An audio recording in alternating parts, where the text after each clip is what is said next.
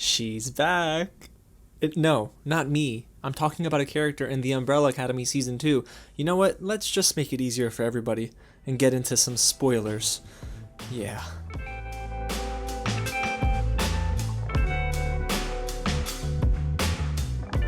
What's going on, you guys? James here with another real review, and today we're talking all about The Umbrella Academy Season 2. Before we go any further, you guys, if you have not already seen the show, you might want to just go ahead and watch my spoiler-free review of Season 2 right at the top of the screen if you still want my thoughts. Now, if you don't want to hear anything about The Umbrella Academy, what you should do is go ahead and add this to your watch later list. Come back to this video after you finish The Umbrella Academy Season 2 because trust me, guys, we ain't holding anything back in this review. But hey, before we get started, if it's your first time here at the channel, welcome to Real James, where I talk about movies and TV just like this. So hey, if you want to see more, go ahead and hit the big red button below and subscribe to the channel, and don't forget to tap on that bell as well just to stay up to date with anything new. I'm not done talking about The Umbrella Academy Season 2, guys. I'm ready to drop my video of the 5 most shocking moments from Season 2. Listen, it's crazy and y'all are not ready for this season. And if you haven't already, go ahead and smash that like button because it does a ton to help this video, and go ahead and get loud in the comments below and sound off about anything and everything Season 2 of The Umbrella Academy. It's an open forum. Guess what? Spoilers everywhere, guys. If you haven't already heard, this is a spoiler review. So go ahead and let it all out in the comments. Alrighty, so let's go ahead and get started. Again, last warning. Spoilers are ahead. Are we good? We're okay? Okay, let's go. The Sparrow Academy? What even is this? Now, you guys already know that I love this season. I thought it was better than the first. Everything is great, but it's these shocking moments that really put it over the edge for me. How do you end a season on a cliffhanger like that? And now we have to wait for however long because of COVID-19 to find out what the heck the Sparrow Academy is. So if you don't remember, you guys, at the end of the season, the Umbrella Academy gets into the mansion. They meet up with who they would assume would be their father, and it is, but technically it's not in this timeline. So 5 brings them back into the future, and they see a big painting of Ben on the wall. Diego notices it, and they're all wondering what's going on here. And then Reginald comes up and he's like, "Hello, I don't recognize you, but I knew you'd be back." So it's like he knew they were going to be there, and he still doesn't recognize them, because clearly he's not their father in this timeline. So the Umbrella Academy, well, they're all the orphans all over again. But that's not even the biggest shock. Ben is alive. He's alive and well, and he's leading the Sparrow Academy, not even the Umbrella Academy. So what's neat is not only, you know, Ben's emo-ish haircut, but it's the fact that he's actually leading an academy of his own, which sets up a very interesting playing field for Season 3. It's going to be Academy versus Academy, Umbrella versus Sparrow, who you got one night only. The only thing is, we don't necessarily know if they're going to have the guts to, kill versions of themselves, because if Ben is leading the Sparrow Academy, I can go ahead and safely assume that the rest of them are also Allison, Luther, Diego, 5, you know what I mean, Vanya. They're all mirror images of themselves, just in different timelines and different personas. So I'm curious to see what's going to happen. However, I did go online and try to figure out, okay, without spoiling anything in the comics, because I haven't read the comics myself, what is the Sparrow Academy? Unfortunately, there's no info, but fortunately for us, that means we get a fresh idea for Season 3, and thank God that we do, because, guys, this season, the only issue I had with it was a recycled plot that came via the handler, who we're going to get into, well, right about now. You know that joke I made in the beginning of the video? She's back. I wasn't talking about Lila, clearly. I was talking about Kate Walsh as the handler. Kate Walsh is excellent. Okay, let's start there. She is so good. She steals scenes when she's in them. I mean, she doesn't spend too much time on screen in the first half of the season, but boy, when we get to the middle of the pack and that last chunk of Season 2, she's everywhere. And I love this getup that she has. She looks like someone straight out of the Hunger Games, but everything is so over the top for her. She's finally assuming control of the commission after she goes and, well, commissions 5 to kill the board. Yeah, that scene was insane. We're talking about that in my video of 5 most shocking moments, because I didn't expect that to happen. And the thing is, while that's all fun and, you know, the action was cool, I think the purpose for the handler as you get deeper into the season is only to, well, push along 5 in the Umbrella Academy. I didn't like that because it was very reminiscent of Season 1, where the handler gave 5 a mission. If you choose to accept, I'll go ahead and safeguard your family and promise you guys the safety from Doomsday. We'll give you the briefcase, this and that. The only thing is, it happens again in Season 2.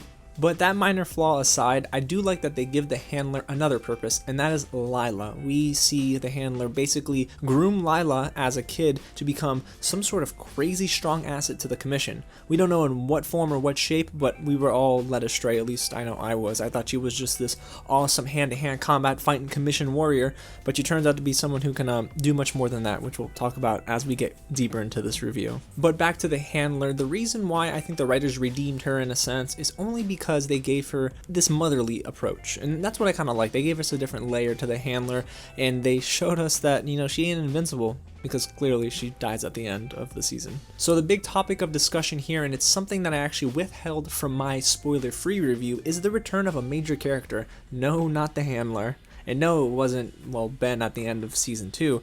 It really is Reginald Hargreaves. And I expected him to show up in some form or fashion, because when 5, of course, threw everyone back to the 60s, I mean, you expected to see Reginald Hargreaves, right? And we saw him, just not in the form that I had, well, anticipated. The entire time, Diego and the Umbrella Academy are convinced that Reginald Hargreaves has some sort of role in killing President John F. Kennedy. Now, of course, I was thrown for a curveball at the end when we find out that, of course, he didn't want to kill the president, but he did want more resources for his research on the dark side of the moon. And I kept thinking, why are they going back to that boring Luther storyline that he's on the moon doing research, and we find out in season 1 that, according to Luther, it was all for naught. Well, we find out that's not necessarily the case when, well, Reginald becomes not Reginald. When he goes to confront this secret committee and tell them, you know, why did you kill the president? That wasn't our agreement. And then the secret committee says it doesn't matter, bro. It was bound to happen anyway. And Reginald goes ahead and does this thing where he like unzips his head. What happens there, guys? I don't know. But he becomes an alien. Actually, he is an alien. He doesn't become one. So he's always been an alien. I'm still trying to wrap my mind around this. Now, that would explain why we found Reginald Hargreaves kind of staring off into the distance when a bunch of these pods were shooting up into the air, and it seemed a little futuristic, very sci-fi, and to me, I always thought, man, they're gonna have to address this in one way or another, and here in season 2, they did. They showed us that he's been an alien this entire time, and I guess that would make sense because it looked like he didn't age from the 60s and to the 2000s, 2010s. So to me, there was something weird there, but my mind never clicked, and well, it did now because he destroyed that secret committee, like he killed them. But Colm Feore just really does a great job as Reginald, and I really am excited to see where season 3 takes us. Are we going to find the Umbrella Academy discovering that he is indeed an alien? Did he reveal himself to the Sparrow Academy as an alien?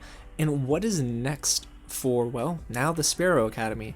Is Pogo still alive in this timeline? It's so interesting to see where they're going to go ahead and weave this story, and I guess the direction they're going to take this story. But season 3 is still so far away, so let's stick with season 2. And the biggest reason why season 2 for me is much better than season 1 is because of the relationships that are built here in season 2.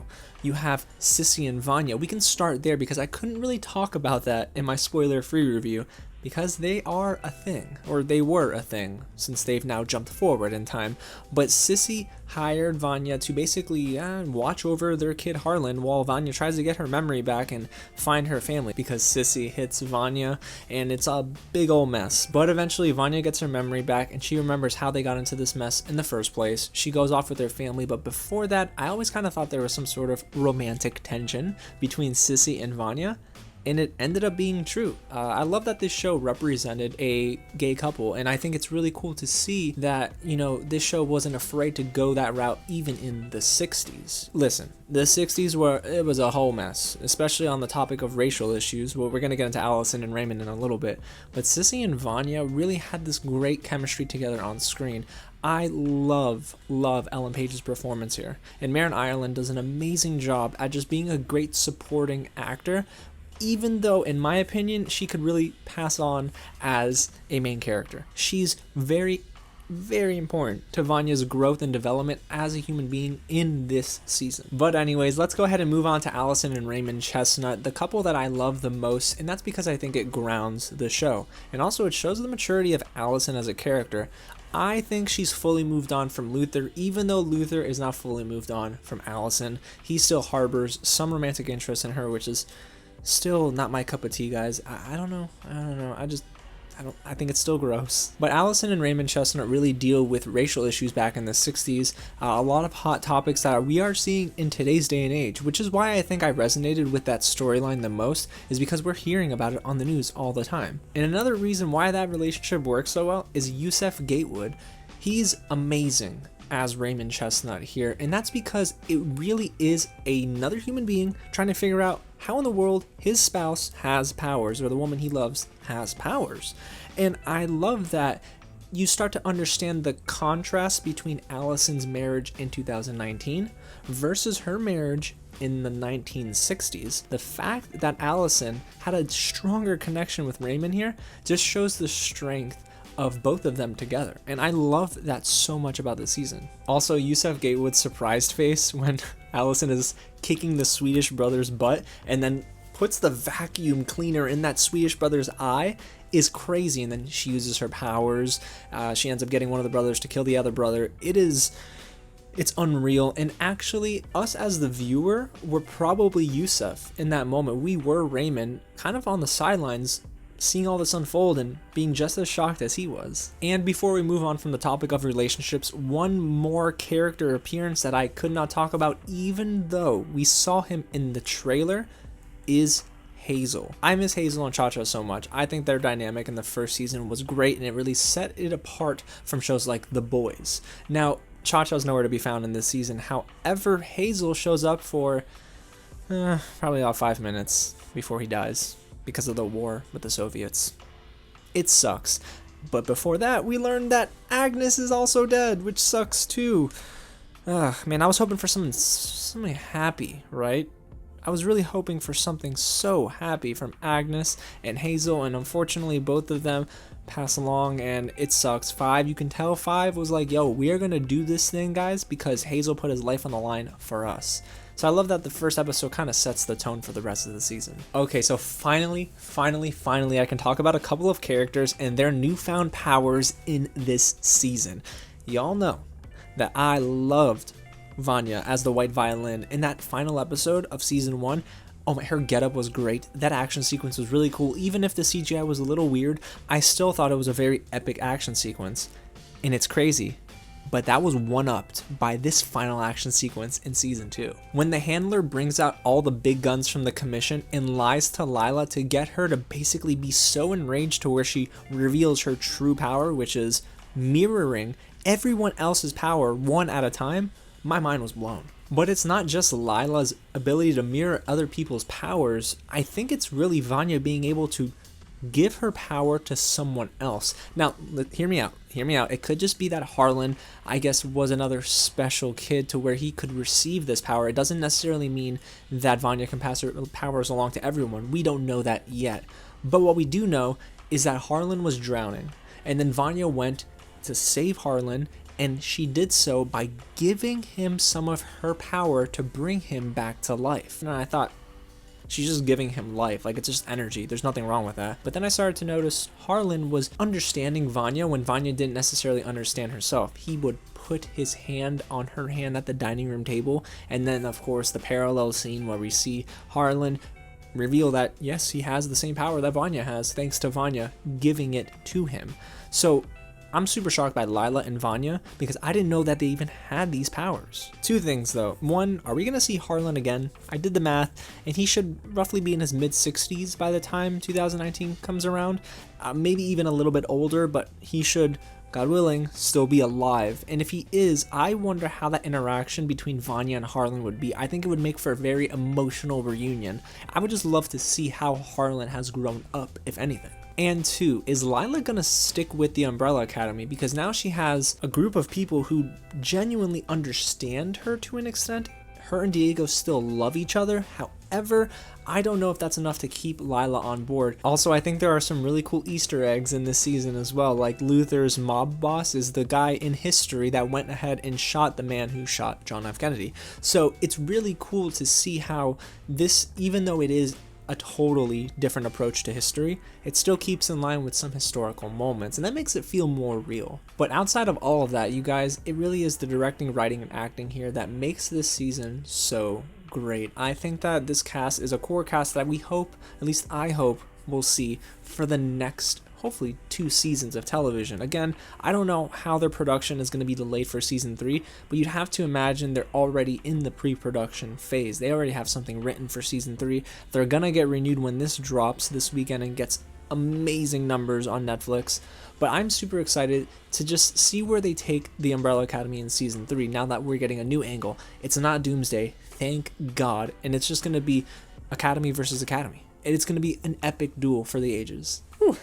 Hyping myself up here, guys. Okay, listen, I don't want to be the only one doing all the talking, getting myself hype, if that makes sense. Go ahead and let me know down below what you thought of season 2, and don't hold back. Spoilers everywhere for everyone. It's just like candy. We're throwing candy out. And guys, if you haven't already, go ahead and like this video and hit the big red button below and subscribe to the channel. Now, don't forget to tap on that bell because I cannot wait to see your list of your 5 most shocking moments when I give you guys my list this weekend. And hey, if you want to see me still talk more about TV, I just did a discussion with one of my buddies, Nick, on the channel. We talked about all the 2020 Emmy nominees and who we think are going to win in each of the major categories. The video is amazing and it's such a fantastic discussion. Guys, thank you so much again just for sticking with me, supporting the channel, and just talking movies and TV with me each and every week. Your support matters and I love you guys so much. Now, if you'll excuse me, I'm going to go make sure I'm not an alien. I have to check the back of my head. Some mornings I feel like an alien, but I'm just not sure, you know? Alrighty, anyway guys, thanks so much for watching and I'll catch you at the next screening.